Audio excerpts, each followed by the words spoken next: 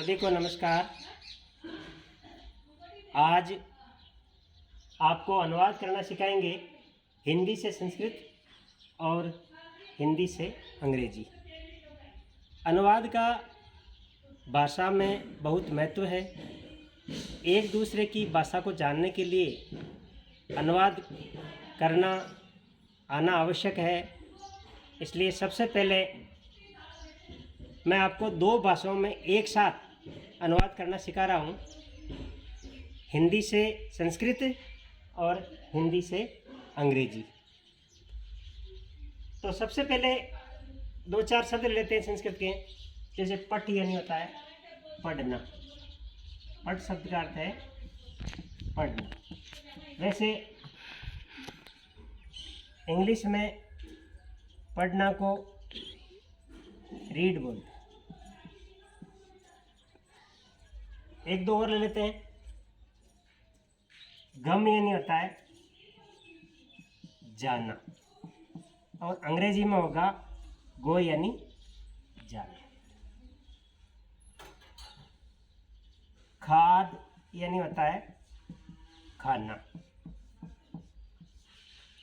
तो उसी प्रकार से इंग्लिश में होगा ईट। ईट यानी खाना। तो एक साथ दोनों सब्जेक्ट को सीखेंगे, हिंदी से संस्कृत और हिंदी से अंग्रेजी। तो सबसे पहले काल समझना है। काल तीन प्रकार के होते हैं। काल यानी होता है टेंस। टेंस का मतलब होता है समय। तीन प्रकार के होते हैं। जो वर्तमान में अभी चल रहा है उसको वर्तमान काल बोलते हैं। संस्कृत में भी वर्तमान काल ही बोलेंगे, और अंग्रेजी में इसको प्रेजेंट टेंस बोलते हैं। तो प्रेजेंट टेंस से वाक्य बनाना सीखेंगे सबसे पहले। तो इसके लिए एक तो कर्ता चाहिए, एक क्रिया का होना आवश्यक है। कर्ता और क्रिया, दो के बिना वाक्य नहीं बनेगा। सबसे पहले अब क्रिया तो ये लिखा दी गई, ये तीनों क्रियाएं हैं। अब कर्ता के अंदर देख लीजिए, आपको कर्ता भी तीन प्रकार से एडजस्ट होते हैं। इसमें क्या होता है कि जो पुरुष होते हैं, प्रथम पुरुष, मध्यम पुरुष, उत्तम पुरुष। वैसे अंग्रेजी में आई और me first person, second person you, और third person he, she, they और इट। ये थर्ड पर्सन आते हैं कर्ता में। बहुवचन में दे आता है। तो आप लोग देख लीजिए, सबसे पहले अंग्रेजी और संस्कृत में बिल्कुल उल्टा है। संस्कृत में प्रथम पुरुष जो होता है वो अंग्रेजी में थर्ड पर्सन होता है। अंग्रेजी में थर्ड पर्सन होता है। तो वो क्या होता है? प्रथम पुरुष। प्रथम पुरुष एक वचन। अंग्रेजी में वचन दो ही होते हैं और संस्कृत में वचन तीन होते हैं, एक वचन, द्विवचन, बहुवचन। लेकिन अंग्रेजी में सिंगुलर और प्लूरल दो ही होते हैं। तो अब देख लीजिए, प्रथम पुरुष में ये ही या सी इंग्लिश में, संस्कृत में आएगा सह, संस्कृत में द्विवचन में आएगा तौ, और संस्कृत में बहुवचन में आएगा ते। अब इसमें देखते हैं ही और सी, ये सह या सा पुल्लिंग में आता है। सह, ही, सह, शी, सा। और वैसे ही बहुवचन में जो ते होता है, द्विवचन और बहुवचन को मिला करके इंग्लिश में इसको दे बोलेंगे। क्या बोलेंगे? दे। तो ये तो हो गया सब्जेक्ट और ये हो गया वर्ब। दो चीज़ें हमारे सामने आ चुकी है। इसको आप ध्यान से देख लें। पठ यानी पढ़ना, रीड, गम यानी जाना, गो, खाद यानी खाना, ईट। फर्स्ट पर्सन ये प्रथम पुरुष है और थर्ड पर्सन है। प्रथम पुरुष को इंग्लिश में थर्ड पर्सन बोल रहे हैं, ही, सी और दे। ही पुल्लिंग में होता है, सी स्त्रीलिंग में होता है। वैसे संस्कृत में सह होता है पुल्लिंग में, स्त्रीलिंग में सा होता है। द्विवचन में तऊ होता है, बहुवचन में ते होता है। इस ते और तऊ को अंग्रेजी में दे बोलते हैं। अब वाक्य निर्माण शुरू कर रहे हैं। सबसे पहले हिंदी का वाक्य लिखते हैं। थर्ड पर्सन ही लेना है हमें सबसे पहले। तो आप देखिए, जैसे वह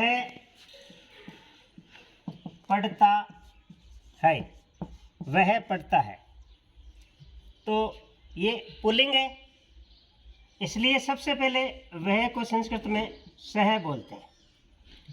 और पढ़ता है तो पठती। एक वचन थर्ड पर्सन का जब एक वचन होता है, अर्थात प्रथम पुरुष का एक वचन होता है, तो यहाँ ती जुड़ जाता है। अभी ये ती जुड़ जाता है, सह पठती। वैसे अंग्रेजी में क्या होगा? ही, पढ़ना को रीड बोलते हैं, रीड्स, ही रीड्स। यहाँ रीड्स क्यों लगा है? इसका भी एक नियम है कि यदि कर्ता थर्ड पर्सन का एक वचन हो तो क्रिया में एस या ईएस लगाते हैं, क्योंकि ये वर्ब है, इसमें एस लगा है। एस और ईएस का नियम आपको अलग से बताया जाएगा। अब दूसरा लेते हैं, वह पढ़ता है, पुल्लिंग का ले लिया। अब लेते हैं वह पढ़ती है, तो इसका संस्कृत अनुवाद होगा सा पठती। और अंग्रेजी अनुवाद होगा, क्योंकि ये वह जो है ये स्त्रीलिंग है, इसलिए सा है। और अंग्रेजी में वैसे ही हो जाएगा, ही के स्थान पर सी। यहाँ पठती, इसमें अंतर नहीं आ रहा है। देखो रीड्स में पठती में दोनों नहीं आएगा, इसमें भी रीड्स होगा, सी रीड्स। एक साथ सीख रहे हैं आप अंग्रेजी और संस्कृत। दो वाक्य हो गए, एक वचन का हो गया। अब क्योंकि द्विवचन अंग्रेजी में है नहीं, केवल संस्कृत में है, तो वो चीज़ आपको बता देते हैं। वह पढ़ता है की जगह के साथ वे दोनों पढ़ते हैं लिखते हैं। वे दोनों पढ़ते हैं। वे दोनों को संस्कृत में पुल्लिंग में तऊ बोलते हैं। और पढ़ते हैं, यहाँ पढ़ती के स्थान पर पठते हैं आ जाएगा। मध्यम पुरुष, ये प्रथम पुरुष का द्विवचन है, पढ़ते हैं, तऊ पढ़ते हैं। अंग्रेजी में ये होता नहीं है, इसमें अंग्रेजी में इसकी बजाय बहुवचन होगा। बहुवचन में होता है वे सब पढ़ते हैं या वे पढ़ते हैं, वे पढ़ते हैं। देखो ये तो था वह, ये एक वचन है, वे ये बहुवचन है, वे पढ़ते हैं। यहाँ भी अनुस्वार आएगा, वे पढ़ते हैं, इससे पता चलता कि बहुवचन है।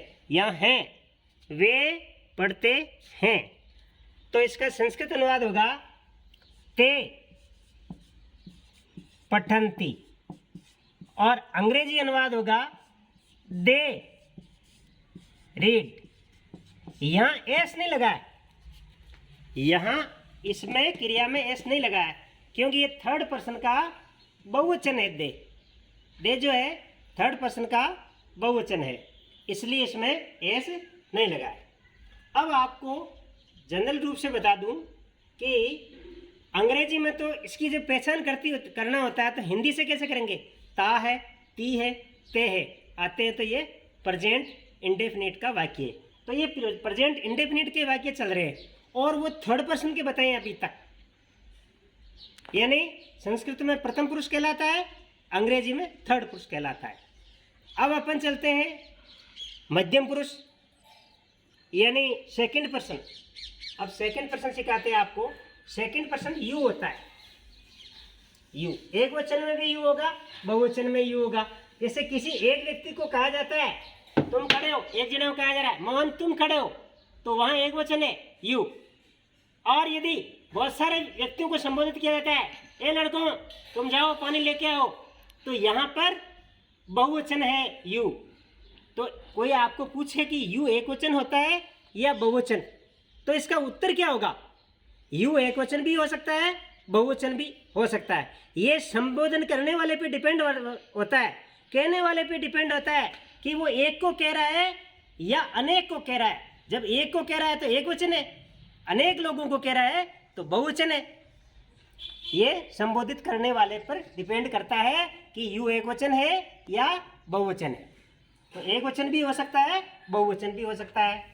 तो अब देखिए आप, ये मध्यम पुरुष का तुम होता है, इसको संस्कृत में एक वचन में तवम बोलते हैं और द्विवचन में युवाम बोलते हैं और बहुवचन में यूयम बोलते हैं। लेकिन अंग्रेजी में इन सब को यू ही बोलेंगे, अंग्रेजी में इन सब को यू ही बोलेंगे। अब शुरुआत, अब अनुवाद से करते हैं। जैसे तुम पढ़ते हो, हमने एक ही क्रिया ली, पढ़ना, तुम पढ़ते हो। तो अब क्या करेंगे, इसमें पहले संस्कृत पढ़ा लेते हैं। तो जब यह मध्यम पुरुष का आता है, एक वचन आता है तो तोम बोलते हैं इसको, तवम। तो मध्यम पुरुष में एक वचन में सी लगता है, पठसी, तवम पठसी। तो अब देखिए मैंने यहाँ वाक्य लिखा है तवम पठसी। ये वैसे व्याकरणात्मक दृष्टिकोण से सही नहीं है। क्यों नहीं है?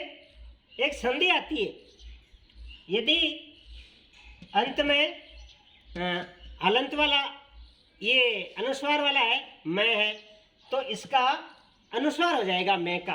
क्यों, कब हो जाएगा? जब यहाँ स्वर नहीं हो। यदि ये स्वर होता तो ये मैं रह जाता। अब इस मैं का अनुस्वार हो जाएगा, तो इसका सही रूप ऐसे बनेगा, तवम पठसी। ये शुद्ध रूप है इसका, तवम पठसी। वैसे अंग्रेजी में कैसे होगा, ये वाला आपको करना है, तवम पठसी। अब देखिए अगला, क्योंकि इसकी अंग्रेजी और बनानी है। अंग्रेजी तो बहुत सरल है, यू लिखा, तुमको यू ही बोलते हैं, चाहे एक वचन हो, चाहे द्विवचन हो, चाहे बहुवचन हो। अब इसको यू ही बोलते हैं। तो अब इसमें क्या होगा, क्रिया में एस या ईएस नहीं लगता है। सेकंड पर्सन में नियम है, ये प्रेजेंट इंडेफिनिट टेंस का नियम है कि सेकंड पर्सन जैसे यू है तो उसके साथ क्रिया में एस या ईएस नहीं लगता है। तो सीधा ही आपके बन गया यू रीड। अब अगला चलते हैं, यू हो गया। अब क्योंकि इसका तो तीनों हो गए, इसके तीनों और करने हैं। तुम दोनों पढ़ते हो, संस्कृत और सीखनी है। तुम दोनों पढ़ते हो, संस्कृत में अलग बनते हैं, तुम दोनों पढ़ते हो। तो इसका हो जाएगा युवाम, युवाम पठ्य है, विसर्ग लगा हुआ है यहाँ पे, इनको बोलते हैं विसर्ग, और इसको बोलते हैं हलंत। ये हलंत है और ये विसर्ग है। इसका विशेष रूप से ध्यान रखना, ये हलंत है। जैसे ये जो मैं था, मैं के ये हलंत लगा हुआ है, हलंत लगाते हैं, ऐसे कर दिया तो हलंत लग गया, और ये है विसर्ग। तो युवा पढ़ते हैं। अब है अंग्रेजी एक ही होगी, यू रीड। अब है तुम सब पढ़ते हो, तुम सब पढ़ते हो। तो इसका हो जाएगा यूयम पठत। इसको आपको अलग से समझाया जाएगा, पठत, पढ़ते, पठ से क्यों लग रहा है, इसके बारे में अलग से समझा देंगे। तो यूयम पठत, ये हो जाएगा तुम सब पढ़ते हो। अब आगे चलते हैं। अब है फर्स्ट पर्सन, जिसको हम संस्कृत में उत्तम पुरुष बोलते हैं। तो उसके लिए वो होता है मैं, हम दोनों, हम सब। उत्तम पुरुष में होता है मैं, हम दोनों और हम सब। अब देखिए इंग्लिश में कैसा होगा, आई और इन सब को बोलते हैं वी, आई और वी। इसको इंग्लिश में फर्स्ट पर्सन बोलते हैं और संस्कृत में उत्तम पुरुष बोलते हैं। इसमें क्या होता है, इसमें भी अंग्रेजी में क्रिया में एस या यस नहीं लगेगा। सेकंड पर्सन में और थर्ड पर्सन, यदि कर्ता सेकंड पर्सन और सेकंड पर्सन और फर्स्ट पर्सन हो, थर्ड में लगता है, सेकंड और फर्स्ट हो, तो वहाँ क्रिया में एस या यस नहीं लगता है। तो मैं यहाँ बता रहा हूँ आपको पहले संस्कृत में, जैसे मैं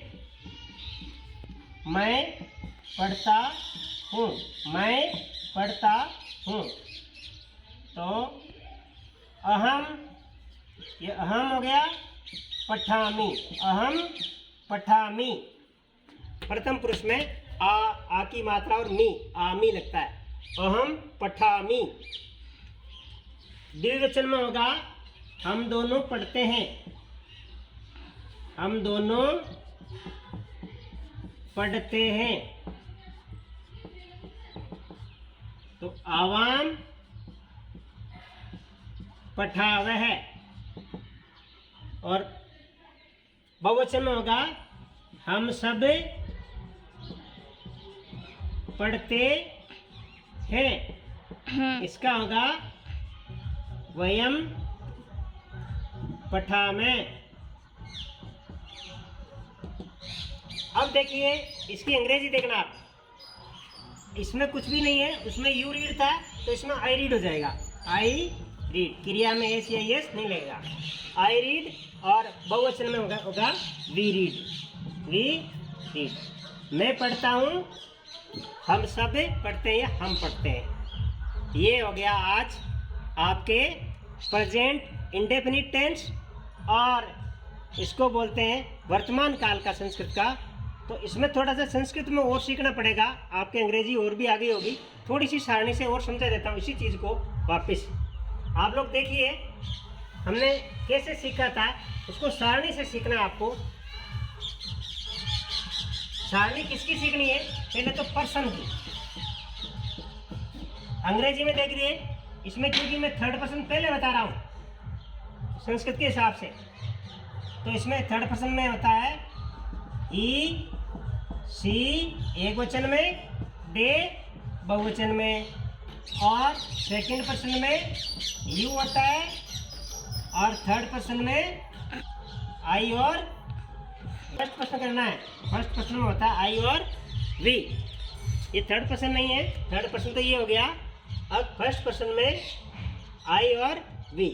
वैसे संस्कृत में देखिए ये ऐसे चलेगा, एक वचन है तो से, तऊ, ते। ये सारणी आपको याद रखनी है। ये है एक वचन, ये है द्विवचन, और ये है बहुवचन। और ये प्रथम पुरुष हो गया। मध्यम पुरुष में होगा तवाम, युवाम और यूयम, तवाम, युवाम, यूयम। और उत्तम पुरुष में होगा अहम, आवाम, वयम, अहम, आवाम, वयम। तो इसके हिसाब से वाक्य बने थे। देखिए ये सारणी है, इसमें एक वचन, द्विवचन, बहुवचन। ये क्रिया की सारणी है और ये कर्ता की सारणी है। एक वचन, द्विवचन, बहुवचन। ये प्रथम पुरुष है तो ये भी प्रथम पुरुष है। ये मध्यम पुरुष, ये भी मध्यम पुरुष, उत्तम पुरुष, उत्तम पुरुष। आपको एक सिस्टम होता है सीखने का कि यहाँ एक नंबर लगा देते हैं। जैसे वह पढ़ता है तो सह के साथ इसका एक नंबर आएगा, सह पठती, सह पठती, यानी वह पढ़ता है। अब देखिए वे दोनों पढ़ते हैं तो इसमें होगा तऊ, और इसमें होगा द्विवचन के साथ द्विवचन का, ये प्रथम पुरुष का द्विवचन, तऊ पढ़ते हैं। दो से दो मिला दो, तऊ पढ़ते हैं, वे दोनों पढ़ते हैं। अब प्रथम पुरुष में बहुवचन है ते, तो यहाँ पर ते, तो यहाँ पे क्या है, पठंती। ये 3 नंबर से 3 नंबर, ते पठंती, अब देखिए मध्यम पुरुष में तवम है, तो तवम के साथ क्या आएगा, ये 4 नंबर देते हैं इसको, तवम पठसी, ये इसको भी 4 नंबर देते हैं, तवम पठसी। अब है युवाम, तवम पठसी यानी तुम पढ़ते हो, और युवाम पढ़ते हैं, ये 5 नंबर दे दो, युवाम पढ़ते हैं, तुम दोनों पढ़ते हो। अब मान लो तुम सब पढ़ते हो तो यूयम पढ़ते हैं, 6 नंबर को 6, ये 5वां नंबर है और वो 6 नंबर है। अब 7वां नंबर है अहम, अहम इसको क्या बोलते हैं, अहम, अहम पठामी, अहम के साथ क्या आएगा, पठामी। तो आवाम के साथ क्या आएगा, 8 नंबर के साथ, ये 8 नंबर, पठावे, आवाम पठावे। अब है वयम पठामे, ये 9 वाक्य आपको ढंग से याद करने हैं, वयम पठामे। अब देखिए 9 वाक्य कैसे करना है, वह पढ़ता है, सह पढ़ती, वे दोनों पढ़ते हैं, तव पढ़ते हैं, वे सब पढ़ते हैं, ते पठंती, तुम पढ़ते हो, तवम पठसी, तुम दोनों पढ़ते हो, युवाम पढ़ते हैं, तुम सब पढ़ते हो, यूयम पठत, मैं पढ़ता हूँ, अहम पठामी, हम दोनों पढ़ते हैं, आवाम पठावे, हम सब पढ़ते हैं, वयम पठामे। वैसे अंग्रेजी में होगा, अंग्रेजी में ज़्यादा ध्यान रखने की आवश्यकता नहीं है आपको। ही सी यदि एक वचन में है तो क्रिया में एस लगा दो, जैसे वह पढ़ता है, ही रीड्स, वह पढ़ती है, शी रीड्स, वे पढ़ते हैं, दे रीड, वह पढ़ता है या वह पढ़ता है या वह पढ़ती है तो ही सी के साथ लग जाएगा रीड्स, ही सी के साथ लगेगा रीड्स, वह ही सी के साथ तो लगेगा रीड्स, और बाकी सब के साथ रीड लग रहा है। जैसे तुम पढ़ते हो, यू रीड, मैं पढ़ता हूँ, आई रीड, और हम पढ़ते हैं, वी रीड। तो ये आपके बच्चों सारा हिंदी से संस्कृत और हिंदी से अंग्रेजी अनुवाद प्रेजेंट इंडेफिनिट यानी वर्तमान काल का लट लकार का जो रूप है वो आपके समझ में आ गया होगा। अब आगे कल पढ़ेंगे, अब कंटिन्यूस टेंस लगातार, उसमें क्या है कि ये संस्कृत में तो यही रहेंगे, केवल अंग्रेजी चेंज होगी। संस्कृत में पूरा का पूरा वर्तमान काल इसी के आधार पर चलता है, लेकिन अंग्रेजी में ऐसे होता है present indefinite, present continuous, present perfect और प्रेजेंट परफेक्ट कंटिन्यूस, तो वो अलग अलग रूप से आपको बताएंगे। आज के लिए इतना ही, धन्यवाद।